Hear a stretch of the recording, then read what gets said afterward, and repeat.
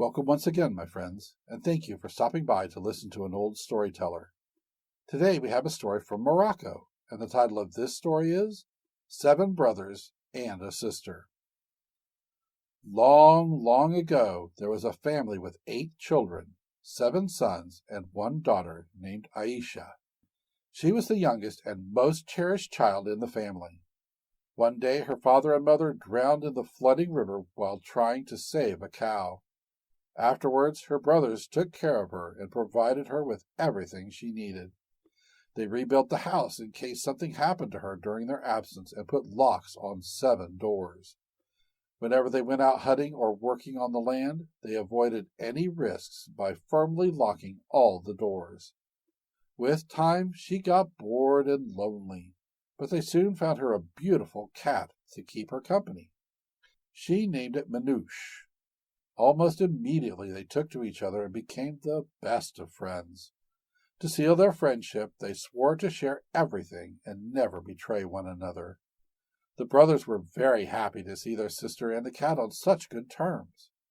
Aisha was no longer complaining of boredom or loneliness, even when her brothers went out the whole day. They felt sure she was safe with the cat there, but they still locked all 7 doors behind them whenever they went out. One day they decided to travel far away on business. They took every possible precaution to leave their sister in a safe house. They brought her all the provisions she would need during their long absence so that she would not need to go out. Early one morning they woke up, embraced her fondly, and said farewell to both her and to her companion. Then they locked the 7 doors and departed. Days passed, and Aisha and Manouche were happy together, talking and playing. Aisha cleaned the house and prepared the meals that she shared with the cat. Everything was going perfectly well until Aisha came across a chickpea while sweeping the floor. The cat was resting in bed. Aisha picked the chickpea off the floor and wiped it on her dress. Manouche raised her head and asked for her share, but Aisha was greedy and ate it all. The cat was angry and went off in a huff, but even so, she kept quiet and pretended to go to sleep.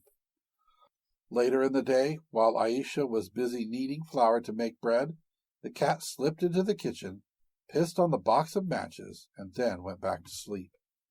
When night fell and it started getting cold, Aisha went into the kitchen to make the fire and heat the food. But, much to her disappointment, she discovered that the matches were soaking wet. "Oh, Manouche," she said, turning to the cat, "the matches are wet. What can we do?" The cat acted surprised. "Well," she replied, "why don't you go out and borrow some matches from a neighbor?" Aisha had no choice, so she opened the 7 doors and for the first time went outside. In the dark night she spotted a fire glowing somewhere that seemed not too far away. She kept walking for a long time until she reached a hut. As she approached the door, it opened as if of its own accord.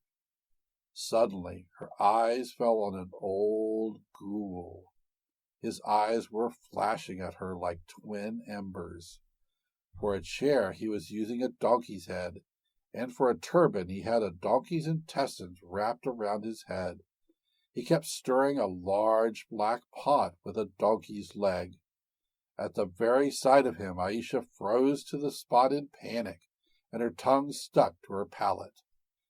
The ghoul stared straight at her. "What do you want?" he demanded in a disgruntled tone. When she could not reply, he repeated his question with more menace.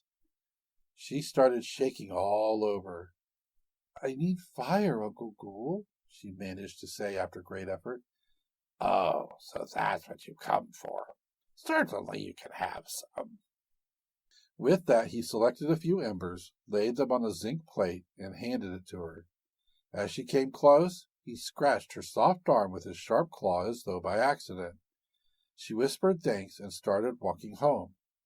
Blood was dripping from her arm all the way. After a while, the ghoul went out and sniffed the ground. He followed the scent of blood until he found where Aisha was living. He knocked on the door and waited, licking his lips. Aisha was still shaking with fear when she heard the knock. She imagined her brothers had returned and took heart. "Who is it?" she asked. "Oh, Aisha, dear heart," he intoned in his resounding voice. "Open the door for me." She felt numb and did not open the door. "Tell me," he asked her after a long pause, "how did you find me sitting?" "Oh, Uncle Ghoul, you are sitting on a chair of gold." "What did you see on my head?" "A silk turban." "And what was I doing?" "Stirring soup." "With what?" "With a silver spoon." The ghoul was flattered. He only knocked the first door down, then went away satisfied. Thus, every night at the same hour he came back and asked her the same questions. Aisha gave him the same answers, and he broke one door every night. On the seventh day she found herself in real trouble. She was beside herself with worry because there was only one door left to separate her from the ghoul. When the night fell, his visiting hour was drawing near. Her fear intensified with every passing minute. Her heart kept beating faster and faster, its thumping like the drum of fate. She found no consolation in the cat, which simply remained silent and sat resting in a corner and watching her with shining eyes. Aisha wished her brothers had never gone away and blamed them for what was happening to her. She wrapped herself in a thick cloth and curled up in a corner, trembling with fear, hunger, and cold. Finally, she gave up all hope and yielded herself to her imminent demise. When she heard stumbling footsteps, her heart almost stopped beating. She tried holding her breath to listen carefully, but her heartbeats deafened her ears. What was written, and she could do nothing to alter her fate. Suddenly her ears distinguished many voices outside. To her they sounded like her brothers' voices. Her heart began to beat with a different rhythm. Or was it just her imagination? She took off the cover and stood close to the door listening. She could clearly make out her brothers talking among themselves, expressing their shock at the discovery of the 6 broken doors. They had just returned from their journey after a long absence. They knocked cautiously on the door, not knowing what they would find. Aisha rushed to open it. Overwhelmed with joy at seeing them, she fell into their arms, crying. They, too, were extremely delighted that she was still alive. When she remembered that it was almost time for the ghoul's visit, she started thinking fast. She locked the door and told her brothers what had happened. In just a matter of minutes the ghoul would be there to eat them all. She wasted no time on details. The 7 brothers moved fast. They immediately dug a large hole beneath the door, covering it with hay, and stood inside, waiting silently. Aisha stood glowing among her 7 brothers, enjoying their protection. At that moment the ghoul arrived and knocked at the last door. When she did not open it, he asked her as usual, "Oh, Aisha, dear heart, what was I sitting on?" "A donkey's head," she now replied in a defiant tone. "And what was on my head?" "A turban made from a donkey's bowels." "And what was I doing?" "Stirring rotten water." "With what?" "With a donkey's leg." With each answer the ghoul became more angry, and with the last one his wrath reached its climax. Taking a step back, he charged forward with all his might. The door flew open, and he fell right into the hole. Instantly the 7 brothers dumped firewood over him and set the fire. They gathered around the hole to watch him burn to ashes.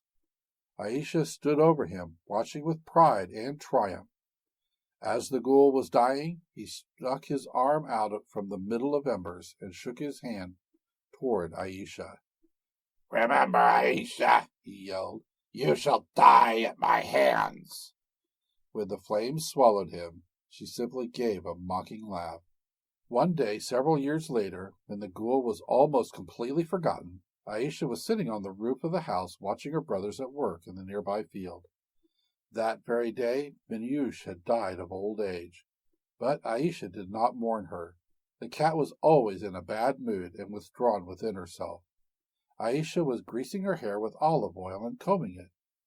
As she was singing to herself, a shadow came between her and the sun. Looking up, she saw a raven. He hovered around her, then landed on the ground and started searching for food. He went on digging with his beak and claws until he reached the spot where the ghoul had burned to death and was buried. The black bird fished for a bone, then picked it up in his beak and flew over her head. Suddenly the bone slipped from the raven's beak and fell on her, piercing her head like an arrow. She dropped dead on the spot. Thank you once again for listening to this story. If you enjoyed this story, please press that like button. Also, please help an old storyteller out by subscribing to my channel. The next story will be posted in a few days, so until then, may your story continue to be a good one.